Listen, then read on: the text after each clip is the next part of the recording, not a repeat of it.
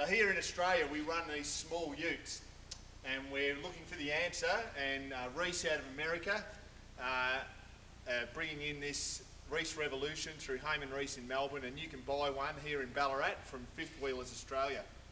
So when you get the Reese Revolution pin box, it comes with two cheek plates.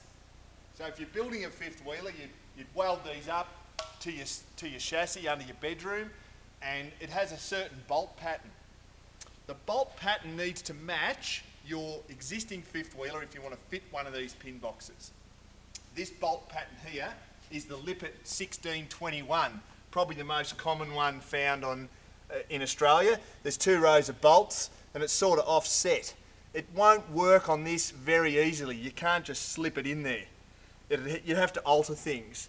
The other fifth wheeler I've got here runs a different style of bolt pattern, and it's a Fabex 501, I think, and the bolt pattern has got three rows and it sort of matches here like this.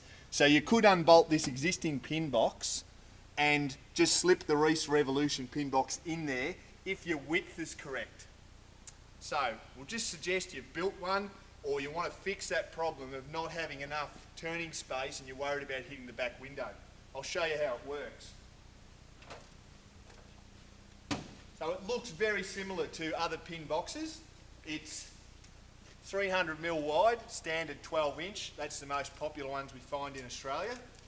There's two bolts in the back when it comes delivered to you. You remove these two bolts, and that enables this head to swivel. I'll just stick that in there and see how it pivots.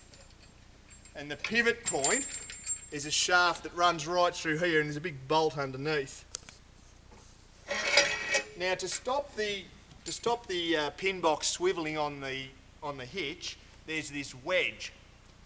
This wedge is installed under here and pushed up hard into the throat of the hitch. Two bolts are in there. For different hitches you spin it the other way. You might be putting it in a hijacker, you might be putting it in a Hayman Reese.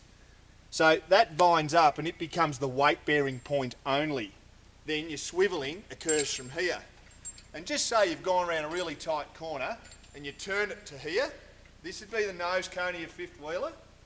And from this centre point to the back window of this extra cab ute, I think it's pretty close to 4.5 foot.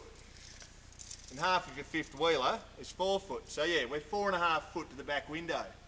So if you hooked an 8 foot wide fifth wheeler onto this truck, it could do a full 90-degree turn.